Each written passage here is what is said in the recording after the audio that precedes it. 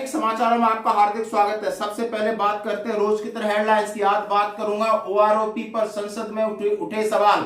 आखिर अनियमितताएं यानी अनोमलीज के ऊपर क्या करेगी सरकार। और दूसरा सवाल पूछा कि सैनिकों के लिए करोड़ों रुपए का आवंटन होता है केएसबी द्वारा, कितना उन्हें मिलता है फायदा, बताइए जरा। और तीसरा सवाल था आखिर में सेना में महिला अफसर तो जवान कितनी है और आगे कितनी होंगी भर्ती। यानी ये जो तीनों लेटर है मैं आपके सामने, लेटर 1 है और लेटर 2 और लेटर 3 ये ऑथेंटिकेटेड है, जो कि लोकसभा में माननीय रक्षा मंत्री जी से सवाल पूछे गए हैं। जैसे मैंने कहा ओआरओपी के ऊपर सवाल पूछे गए। उन्होंने पूछा है कि रीसेटलमेंट के लिए आप क्या कर रहे हो जवानों के लिए, उनके लिए घर देने की योजना है, करोड़ों रुपए जो आप आवंटित करते हो उसका क्या हो रहा है। और तीसरा सवाल है महिलाओं के लिए सेना में जो लड़कियां भर्ती होके जा रही हैं। तो सबसे पहला सवाल लेते हैं ओआरओपी 1 के ऊपर, यानी भारत सरकार रक्षा मंत्रालय भूतपूर्व सैनिक कल्याण विभाग लोकसभा अतारण प्रश्न संख्या 4954 31 मार्च 2023 को उत्तर मिला है। इसका सवाल पूछा गया था वन रैंक वन पेंशन योजना का कार्यान्वयन।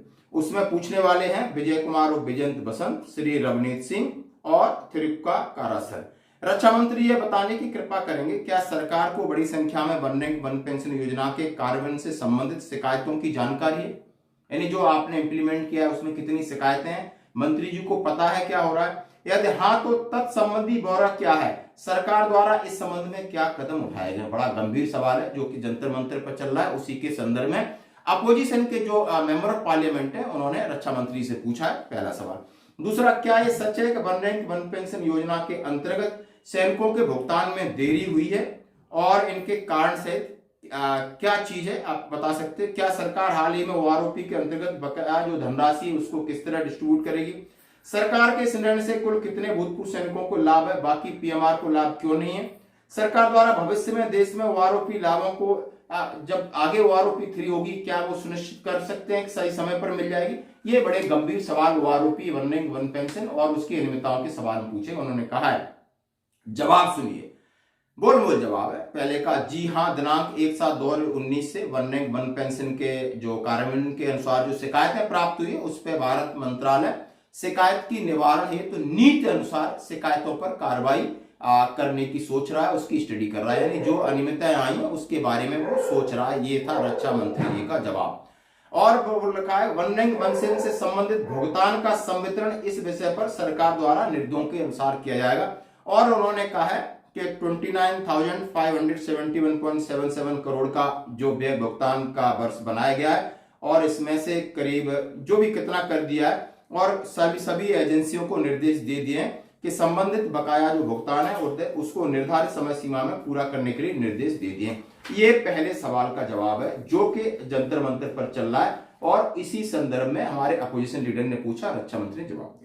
दूसरा सवाल उठाते जो उनसे पूछा गया, बड़ा इंपॉर्टेंट सवाल है ये हम सबके लिए, खासकर भूतपूर्व सैनिकों के लिए, उन लोगों के लिए जो ये समझते हैं कि रिटायर होने के बाद कुछ नहीं बहुत कुछ है। जैसे हम जिला सैनिक बोर्ड, आप समझते हो स्टेट सैनिक बोर्ड और केंद्रीय सैनिक बोर्ड। केंद्रीय सैनिक बोर्ड में करोड़ों रुपए का आवंटन एक साल में होता है और जो आपको मिलते हैं किसी लिए मिलते हैं, चाहे चिल्ड्रन एजुकेशन अलाउंस को हो, आपको हायर एजुकेशन अलाउंस लो, मैरिज डॉटर मैरिज के लिए हो, डिसेबिलिटी आपका चिल्ड्रन है उसके लिए, काफी कोर्स उसके लिए है, बहुत सारा। आप केएसबी की साइड में खुद को लॉग इन करिए और जानिए। और अब इस लेटर से संदर्भ में सवाल क्या है, सेम भारत सरकार रक्षा मंत्रालय भूतपूर्व सैनिकों के लिए कल्याणकारी और पुनर्वास योजना, यानी कल्याणकारी और पुनर्वास यानी रीसेटलमेंट के बारे में उनसे पूछा गया है। अशोक महादेव राव नेते ने पूछा, क्या रक्षा मंत्री बताने की कृपा करेंगे कि भूतपूर्व सैनिकों के लिए शुरू की गई कल्याणकारी और पुनर्वास योजनाओं की तरह उन्हें प्रदत्त वित्तीय सहायता का ब्यौरा क्या है, यानी उन्हें कितना फाइनेंस असेसमेंट दिया जाता है,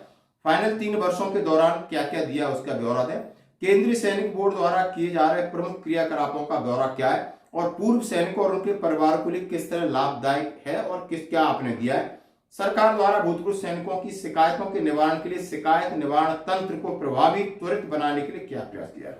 देखो दोस्तों, ये बिल्कुल जबरदस्त सवाल है, शायद आप समझ रहे होंगे। उन्होंने पूछा है कि केएसबी का पैसा किस तरह आप डिस्ट्रीब्यूट कर रहे हो, उनमें बहुत सारी प्रॉब्लम्स आ रही है, बहुत सारी पेंशन संबंधी, उसके लिए आप क्या कर रहे हो, तो उनके लिए क्या जवाब दिया।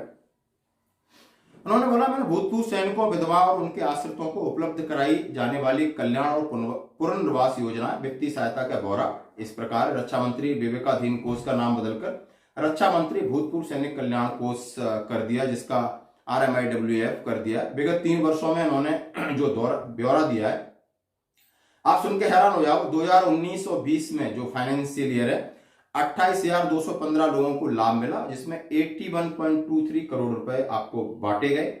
2020-21 में 38,025 लोगों को लाभ मिला, यानी जेशु जवान, और 132.96 करोड़ रुपए आपको इसके लिए आवंटित किए गए, बांटे गए।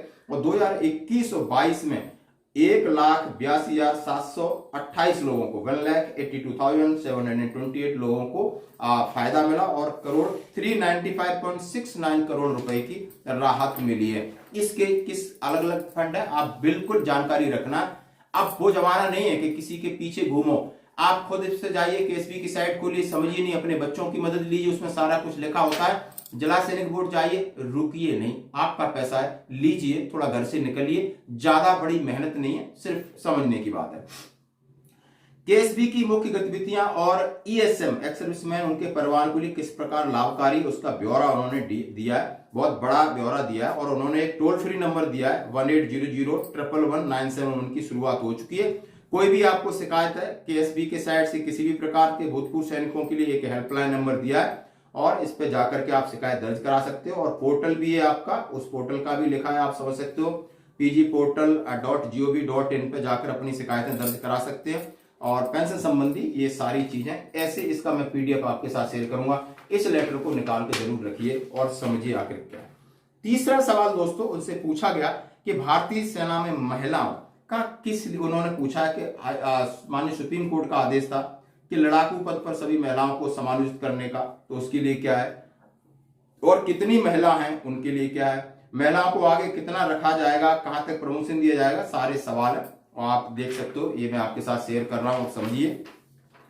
उन्होंने कहा भारतीय सेना द्वारा माननीय उच्चतम न्यायालय के निर्देशों का कार्यान्वयन किया गया है। उन्होंने 1 जनवरी 2003 की स्थिति के अनुसार भारतीय सेना में महिला अधिकारियों की संख्या निम्नानुसार है। महिला अधिकारी सेना चिकित्सा कोर, AMC सैन्य दंत डेंटल कोर और नर्सिंग सेवा को छोड़कर 1,733 मेडिकल ऑफिसर्स में है। भारतीय सेना में अन्य रैंक यानी 100 लड़कियां हैं, जो शायद CMP में उन्होंने दिया है। 1 फरवरी 2023 की स्थिति के अनुसार जो AFMS महिला कर्मियों की AMC में 12, ADC 173 डेंटल कोर और MNS 3,887 है, और बाकी चीजें इन्होंने दिया है कि अभी जो इम्प्लीमेंट होना बाकी है। दोस्तों ये थे तीनों लेटर जो कि राज्यसभा में सांसदों द्वारा माननीय रक्षा मंत्री से पूछे गए और उन्होंने अपने विचार दिए। ये तीनों हमारे बिल्कुल संबंधित है, हमारे वेलफेयर के लेटर है। रहिए, इस चीज को दोबारा PDF को डाउनलोड करिए, पढ़िए और अपना